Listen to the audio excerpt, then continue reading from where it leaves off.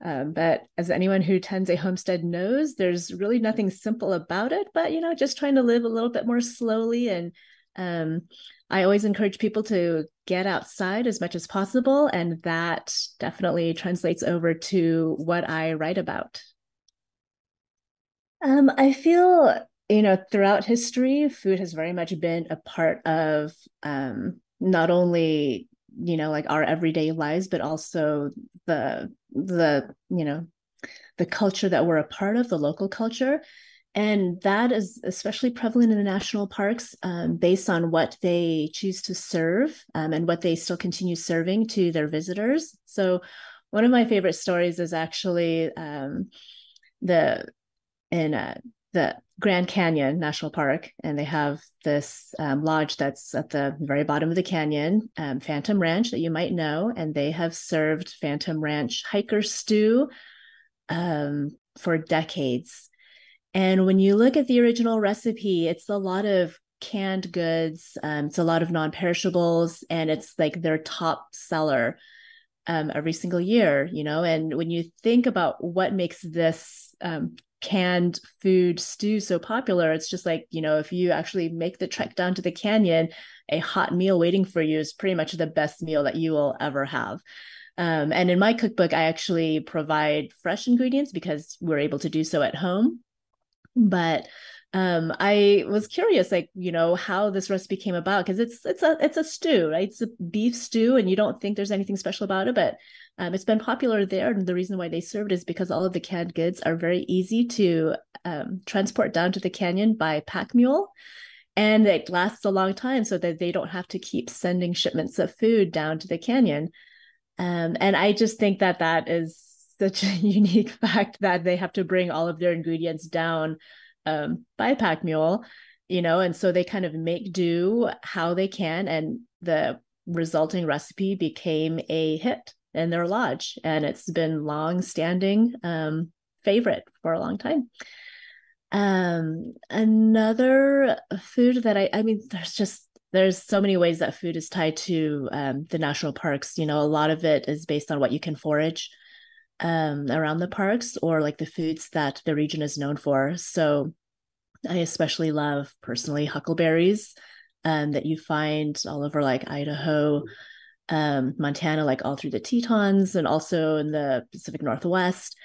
And, because of how widely available it is, you end up finding huckleberries in a lot of different foods and drinks that you find in the national parks there. So I've had huckleberry pie, huckleberry ice cream, huckleberry martinis, huckleberry cobbler, huckleberry glaze on a steak, and tying the flora and fauna of the local region to your national park experience, I think, is what makes it very memorable for people when they come visit.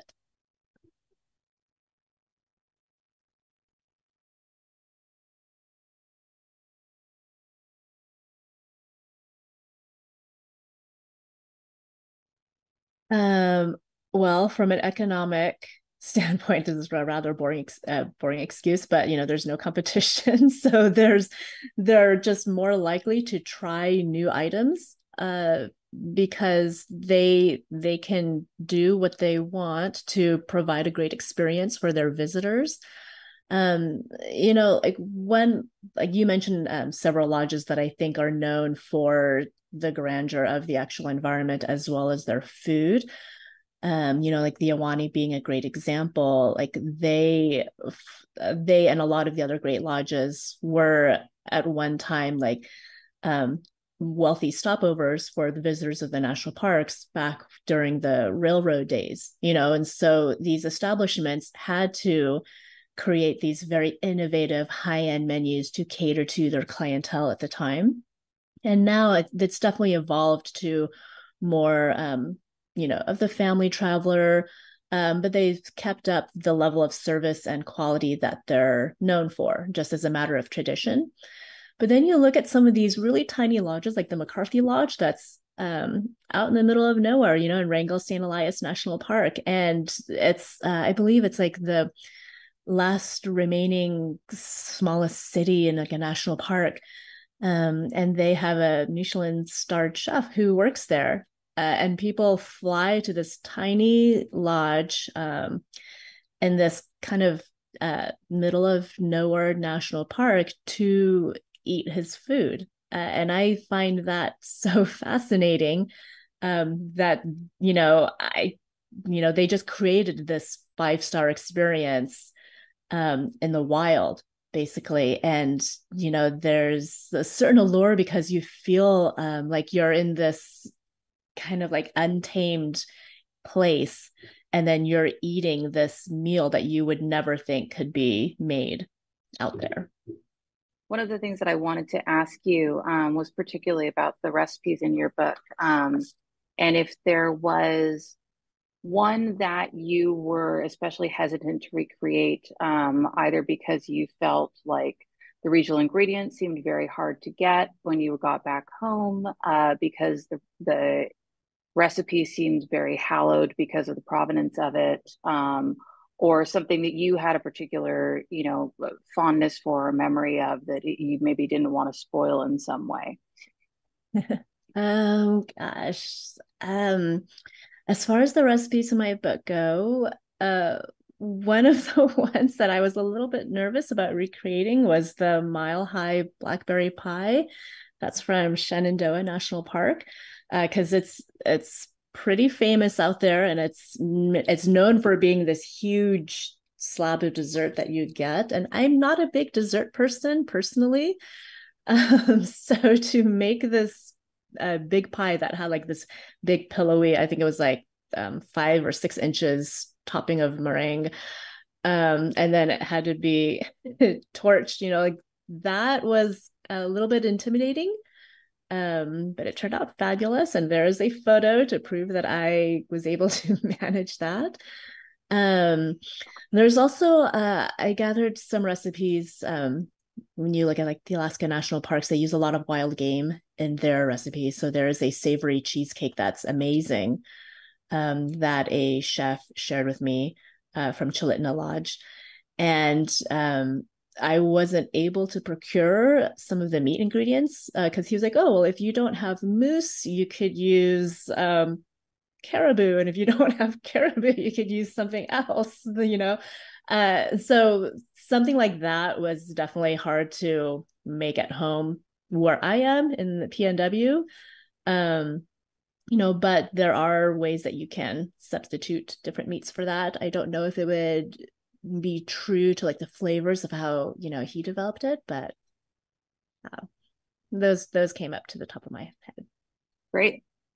And then you already spoke a bit about Phantom Ranch and kind of the uniqueness of that location and getting ingredients there. But do you have a particular lodge or bunkhouse or restaurant, among all the ones that you visit in the national park system, that really speaks to you, for whatever reason? Or is there one that you have not gotten to yet that you're really eager to do so?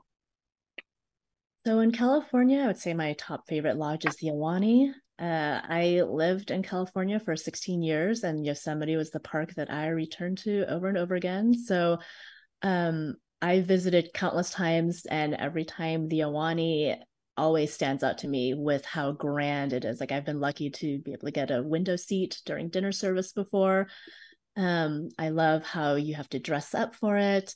I love the food, of course, but being able to dine there while looking out at the views is pretty majestic. It's hard to say what I loved more, either the view or the food from there.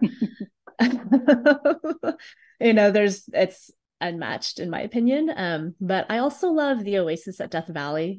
I think that's a park that is rather underrated because it feels so, it's in this very desolate place.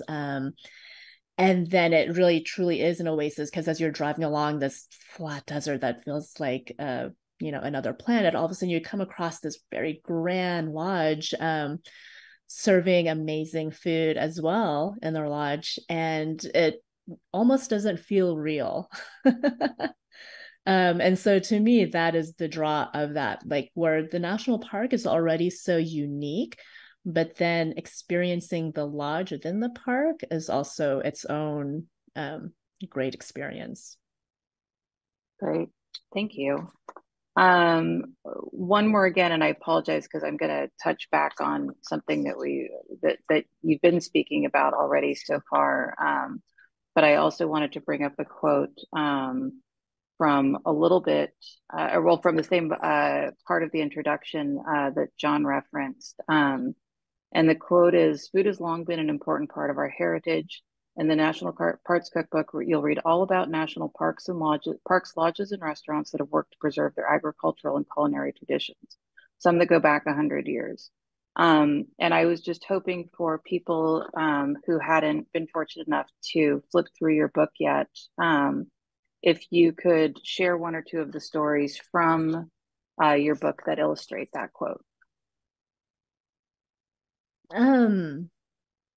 One of the more unique ones, one of the reasons why I love Death Valley is if anyone has been to Death Valley, you know, dates are a very big thing there. And one of the things that I found out while researching that was that there used to be obviously date farms, but the reason why there are date farms was in the 1920s, I believe. The U.S. Agriculture Department decided to establish date plantations there to see if they could grow dates in, you know, the middle of this desert, and they could very successfully. So as a result of having so many dates in the desert, they started incorporating that ingredient in a lot of their recipes that still stand today. So date shakes are very popular. Date nut bread has been served at the Oasis in one form or another since the 30s. The restaurant now has lots of different and fancier date options. Like one of my favorites is the prosciutto wrapped dates, which is a recipe in my book. And so I love how they still have a nod to dates, even though they've stopped growing dates in the Furnace Creek area, I think in the 90s, you know, but it's still so much a part of their history and their culture that it remains, you know, even though they're not farming it directly. Another one of my favorites is Navajo tacos, which you'll find all over the Four Corners area. You'll find it at the lodge at Zion Park, where it is called Navajo tacos, but you also find it up in the Badlands where it's called Sioux Indian tacos. So like every tribe has made it their own. But you know, like tacos doesn't seem like it would be something that is I guess, you know, part of like an actual culture. It's like it was invented really. And it was invented in the 60s just out of necessity. And, you know, like that fusion of food became so ingrained in the culture of that local area that it's now widely adopted as one of like the native foods. And it's so popular with non-natives, you know, it's treated as a snack. It's taken on so many variations since then. I have a recipe for the Navajo bread as well as Navajo tacos in my book. But I also find that to be a pretty fascinating holdover from history, you know, how it still became so popular today. Great. Thank you. I think that's my questions. John, hand it back over to you.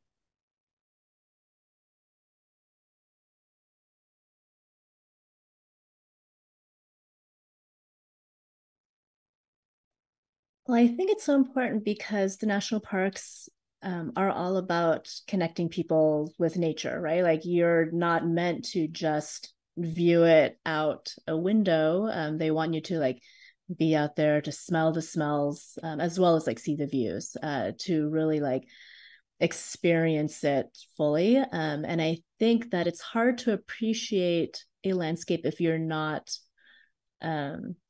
if you're not fully enveloped in it. You know, like I think foraging really brings people closer to the land that they're a part of.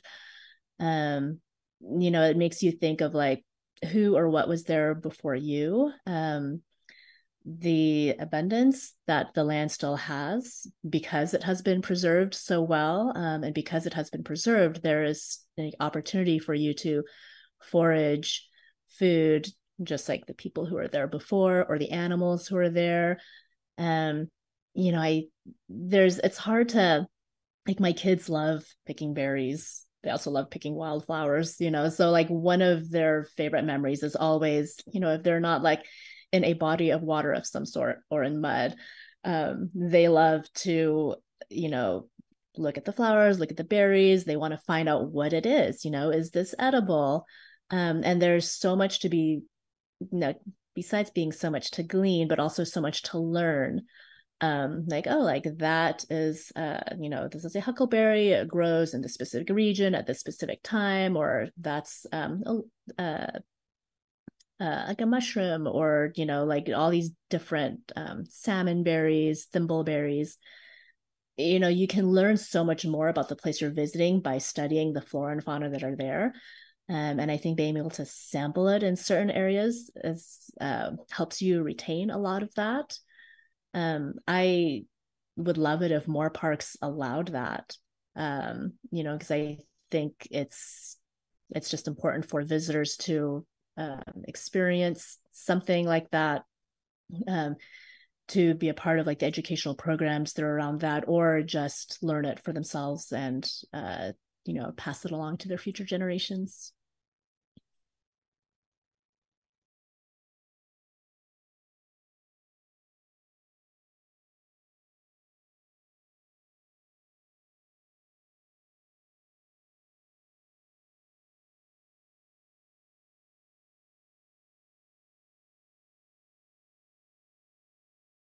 So when I started researching for the National Parks Cookbook, I was intrigued with how these very fancy lodges ended up, say, on the rim of the Grand Canyon, or like deep in these gorges and like river canyons. And that's how I came across the Harvey houses. So Fred Harvey was the person who brought the national parks their lodges. It's mostly because of, you know, when the railroads were established, to bring people to all these national parks, they needed a place to rest and recharge. And in the beginning, people were just dropped off at these train stops, like these depots that served, like chewy steak and watery coffee. It was like fast food, but worse. And as a business traveler, he wondered why there weren't better options, especially considering the people who could afford to travel the railroads at that time could also afford, better food. And so he partnered with, these different chefs, and hired on like a whole crew of Harvey girls, which were the waitresses of the time. And he wanted to provide a better experience that had amazing food that was brought in daily by train, with very innovative menus, with chefs that he flew in from like the big cities, because he wanted this to be an experience. Because even though the national parks were meant to be a retreat, he wanted to be a luxury retreat. Um, and the fact that he was able to create a sort of like an empire of not only Harvey houses, which were like the restaurants, but also like there were bookstores and gift shops. And he really elevated the dining experience at the parks that, for most of the parks, they've kept up, and I think this is important because, yes, there are parks that, you'll still find standard concession fare like burgers and hot dogs and chips, but there are many gems along the way where you can have like a full sit down dining experience. And that is very important for the park experience, because it kind of forces you to slow down and take it all in. Because you would otherwise miss some of the views, or miss some of the animals, or the flowers, or the storms. There's so much that you would miss if you're just like always like rolling, like trying to check things off on your itinerary. But having to like sit down for a meal and spend like an hour or two eating, kind of, it makes you appreciate everything around you even more.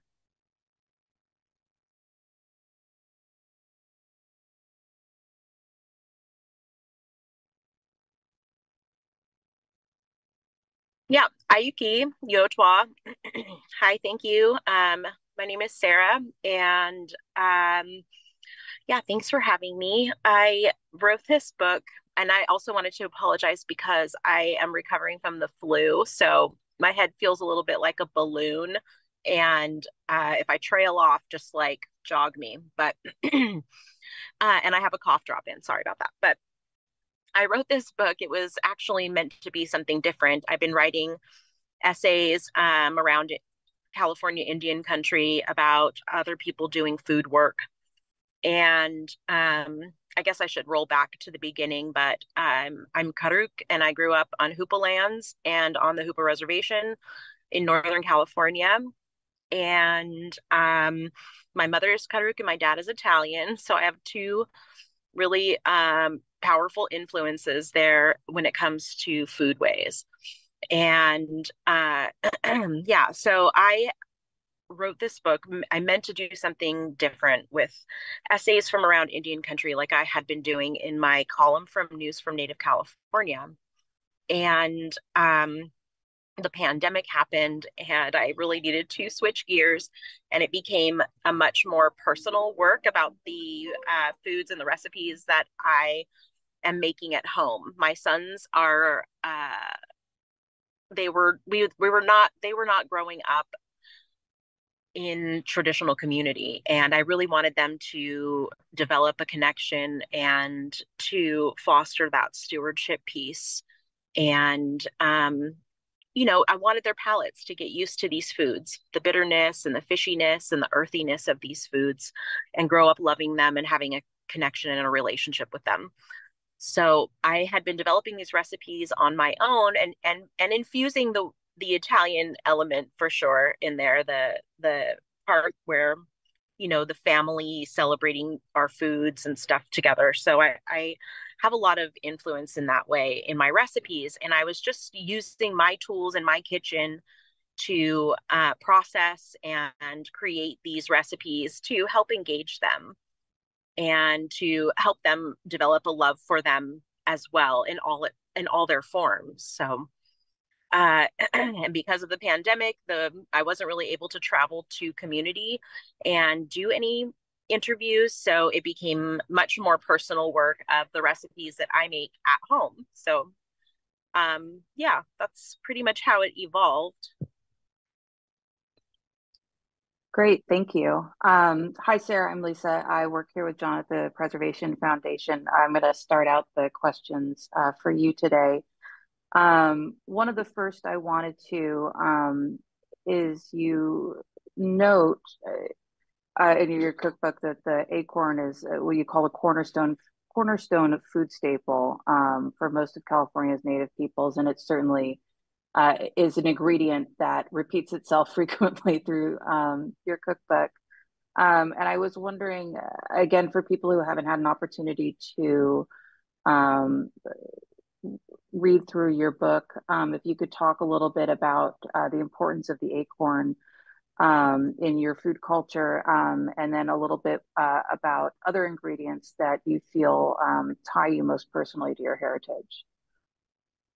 Yeah, well, the acorn is definitely one of the most pervasive ingredients that is utilized up and down California by all different tribes up and down California in some way. And I feel like it's a staple food. It is a perfect food. It has all of your macro nutrients in it. And depending on which acorn from which tree, it will have a different ratio, more fat or more protein, more carbohydrate. So they're very unique in and of themselves, but even from tribe to tribe and family to family, we all have our own way of making it and doing it. So there's this massive nuance and variety in just the way that we prepare acorn. And I wanted to showcase that this is such a versatile food and we can use it in so many ways. And we do use it in so many ways in different cultural settings. So that one is very special to me. And obviously, I could definitely pound some smoked salmon at any given time. And the the smell of having salmon cooking over coals on redwood sticks is one of my favorite smells. It's something that I feel is almost like being spoken to because it's so powerful and reminiscent of all of the times on the river or at the mouth of the Klamath, and all of the times that we would make fish either in ceremony or just in our family celebration settings. So they're very special. Blackberries, even though they're an invasive species up here, we do have a native Pacific blackberry, but it's a little trailing vine. And the Himalayan blackberry has definitely taken over, but we still have pretty big blackberry culture. So a lot of jam and blackberry pie and yeah, just that smell. There's nothing like a fresh blackberry. It just smells like it almost is savory and sweet at the same time. It's just really wonderful. So yeah, there's so many different things I feel that connect me. And I think that's the point of our foodways is that they connect us to everything. They connect us to our language and art, our basketry, our tools, science. We're incredible observational scientists. So I think that it really like you can't really separate out food alone because it comes with so much other context that's just really nourishing as well. Lovely. I that segues really wonderfully into my next question, which is I love how each chapter of your book, I call them chapters, kind of opens with this love letter to each season, and really discusses, how wonderful that season is in and of its own right for the various things that you can do, be it foraging in spring, preserving in winter, and so forth. Does one of is there one of these seasons that you feel is the most special to you, either just on a personal level or because of the way it ties you to your culture? Hmm. I think, well, it must be summer because I'm a strawberry moon summer baby. So I was born in June.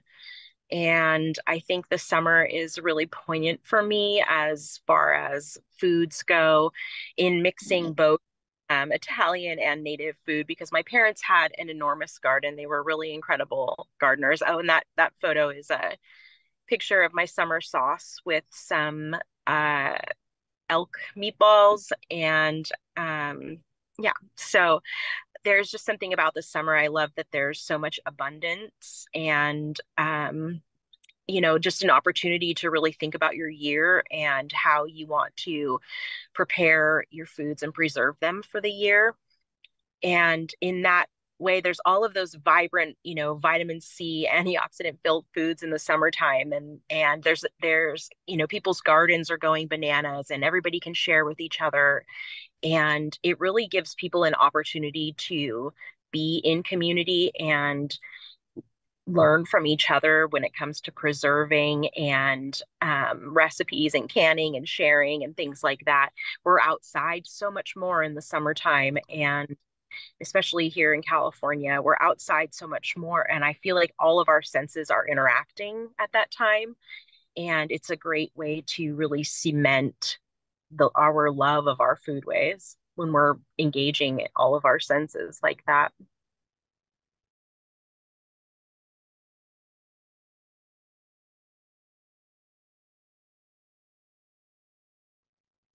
Well, yeah. Well, first of all, I would never call it foraging. I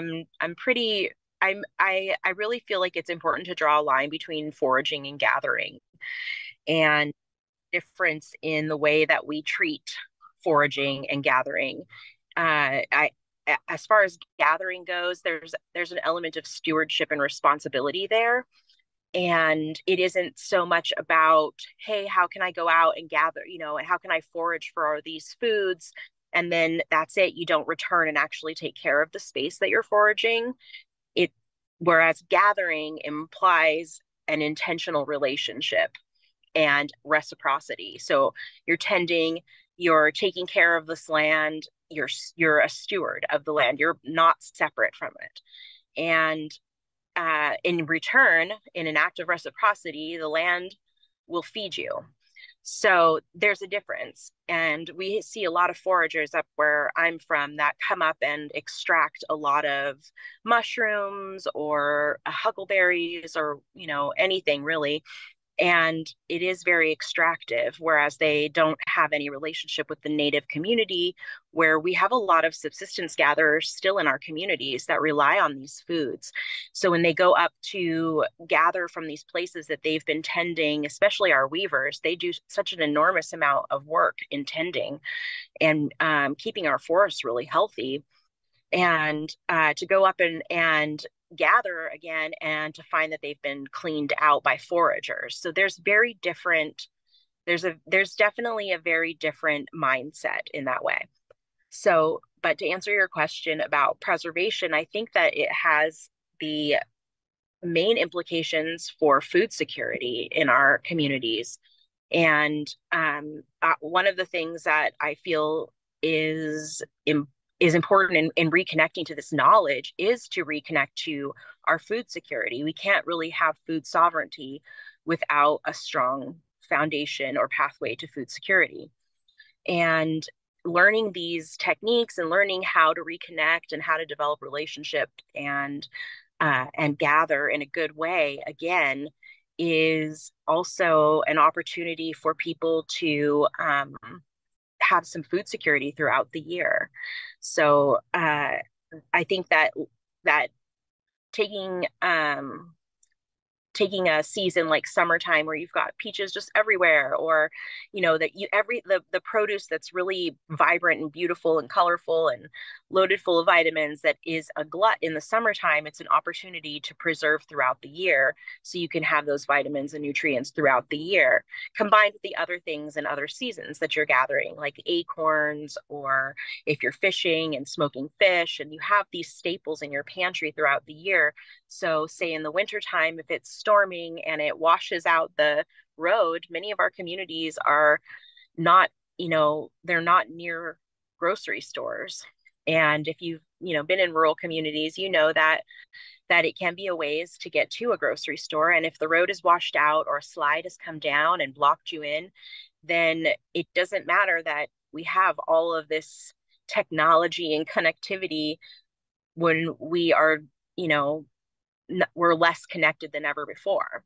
So teaching people how to, re-access this information, I guess, and re-access these relationships, I hope that it has some implications for food security in our communities.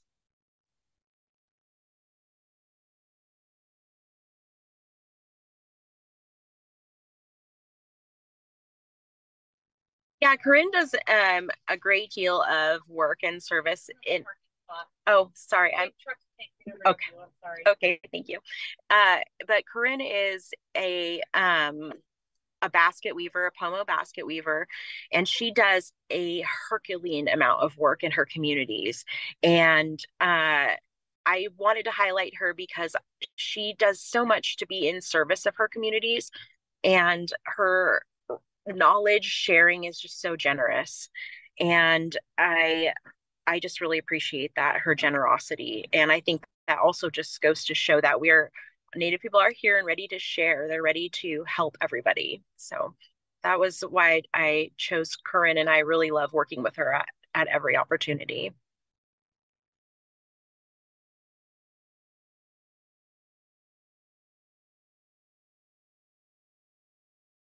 Jonathan is Yurok, and he runs Pacific Native Fisheries out of Bodega Bay, and he does deliveries in the Bay Area, and he will go through all over the Bay Area from Santa Rosa as far down as the South Bay.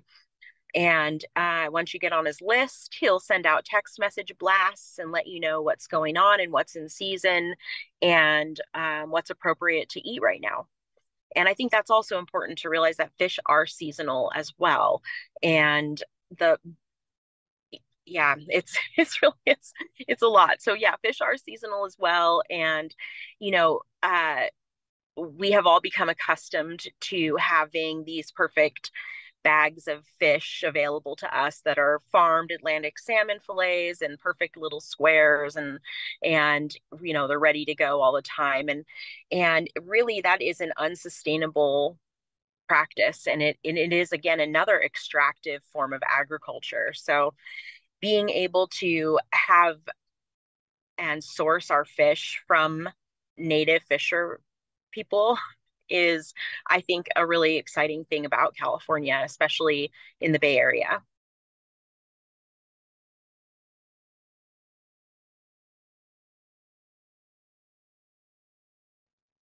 Well, yeah, California is a state that has such a culinary diversity. It draws from so many different uh, other cultures to I to form this culinary identity.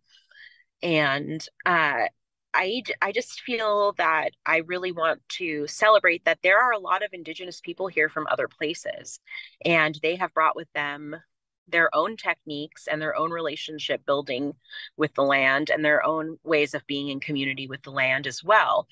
And I mean, you think about how it's California, everybody talks about the tacos and the food here, but we hold on to this as this cultural identity as Californians, and yet we don't necessarily appreciate where they're from and who is bringing this to us and why and how they came to be here.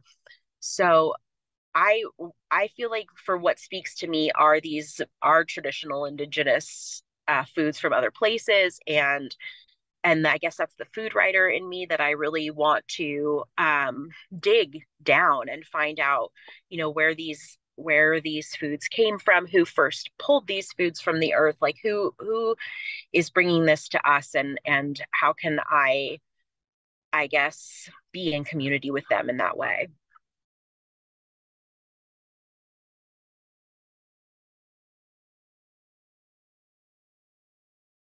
I have a pretty wide variety of recipes in my book.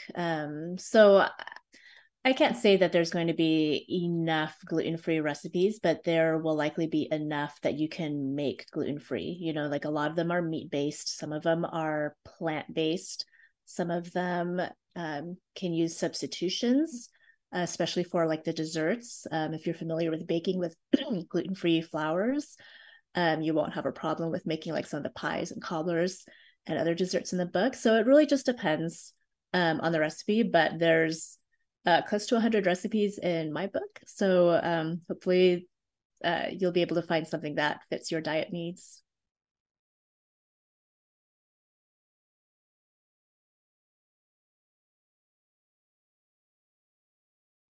Yes, it is. Acorn is gluten free itself, but it's a super absorbent flour, so it will absorb a lot of water and it can become very dense very quickly. So when you're cooking with it, you're going to want to cut it with that 1-to-1 with the gluten free flour, that is the 1-to-1 gluten free flour. So you'll cut it with that, and that'll help lighten up the density of the crumb quite a bit. And that's why I don't put a full acorn flour baking recipe in there, because otherwise they would be pretty intense. So I was going to share one that someone in the audience also had that related to a question. Sarah, this is for you. Someone in the audience asked if you can buy acorn meal or flour, and I had a similar question, living in a very urban environment of San Francisco. I don't have a lot of oak trees to go out and gather from on a regular basis. do you, if someone were to want to make your recipes, would you recommend? I did notice that you can buy whole acorns online. Um, would that be something that you would recommend people doing, buying acorn meal or flour? Obviously, you don't get the same connection to the land, which so much of your book is about. But maybe for those of us hoping to make baby steps. I think that, I mean, the recipes are almost secondary to the rest of this, and that it's really about developing a relationship with what's around you. If you don't have acorns around you, then what do you have around you? What is growing around you? What are you able to access? And then go from there and figure out what it is you do have and develop a relationship with that. And through that, you will end up developing, hopefully, if you're following the steps on this journey where you are centering Indigenous people and Indigenous ways of being in community and our knowledge, then you will eventually come into community and you will come into acorns. Essentially, they will come into each other that way. And you find what you can provide or what you can gather and put that back into community, and in return it's all about reciprocity, like I was saying before. So it's about really, what can you offer, what can you give, what can you do to be in service of what's around you, and and to connect with local Indigenous people to support their efforts. I love that answer. Thank you.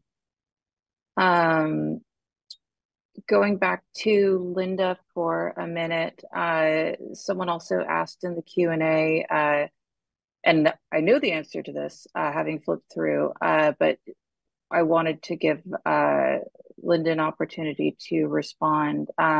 Someone asked if your books outline which parks allow collecting foraging, or where you find that information. If that would be on the general national park site, or I know in your book you have each of the parks that you highlight, their individual websites listed also. Yes, so I do have a section in my book that lists what the current regulations are for foraging in many different national parks. But you can also find this for an individual park on their website. You just have to do a search for the superintendent's compendium. It's a PDF file. Usually you can find the most current one or last year's online, but that will outline all of the items that they allow for foraging that particular year, because sometimes it does change year to year, the amounts and the amounts and also the types of ingredients that they let you forage. One other one I appreciated from the Q&A, because I was curious myself, for each of you, Sarah, why don't you start? For each of you, what is your favorite recipe from your respective books? It could be very hard to choose one, but maybe one that is particularly meaningful to you, and maybe briefly why that's meaningful. I think right now my favorite one, because I'm craving it because I am sick, is that I would love to have a blackberry smoothie bowl. So I don't feel good. But really, I think the one that is one of the most sentimental is the whoopie pies with acorn and pumpkin and maple sugar, because it really just reminds me of my kids and them enjoying acorn and eating these cookies, and it being one of the first things that I was developing. And yeah, there's something about it that's very sentimental to me. And also that as soon as I bake them, they disappear immediately.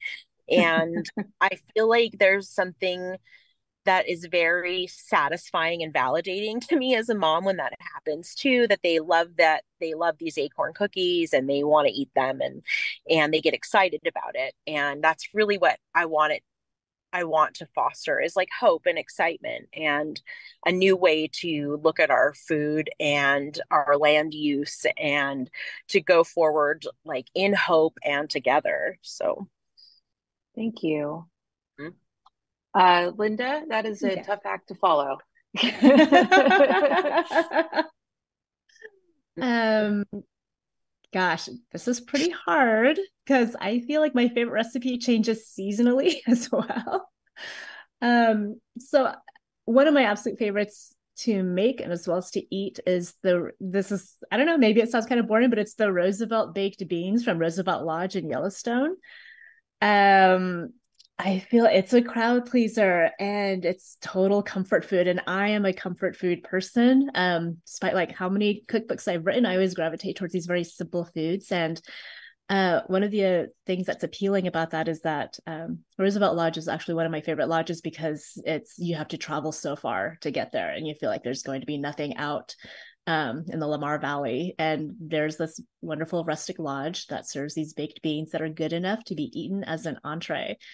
Uh, like it's like a flavor explosion in your mouth.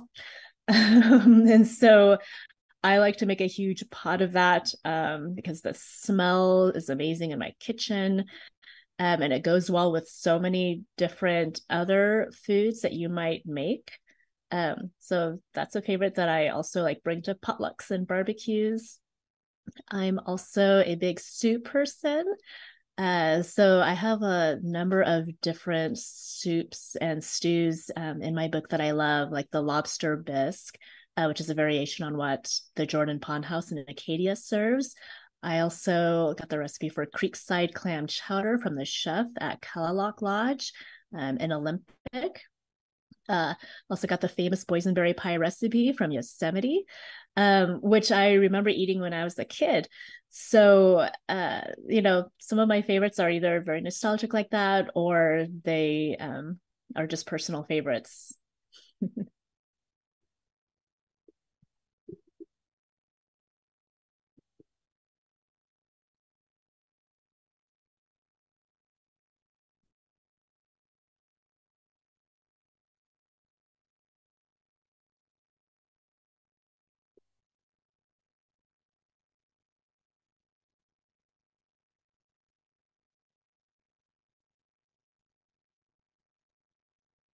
Yeah, it's Pacific Native Fisheries, and you can find him on Facebook, Pacific Native Fisheries, and just reach out to him there and he'll put you on his list.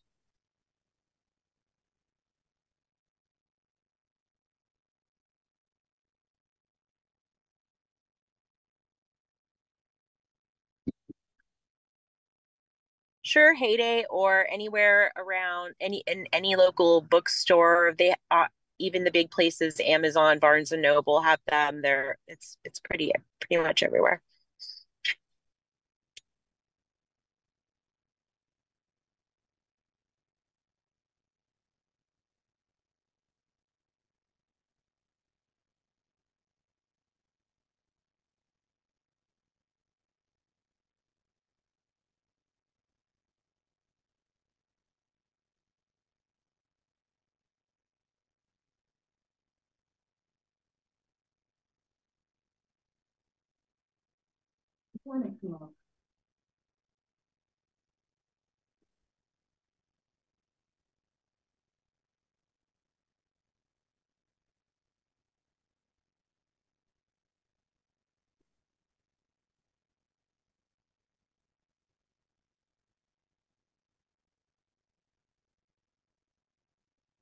Oh,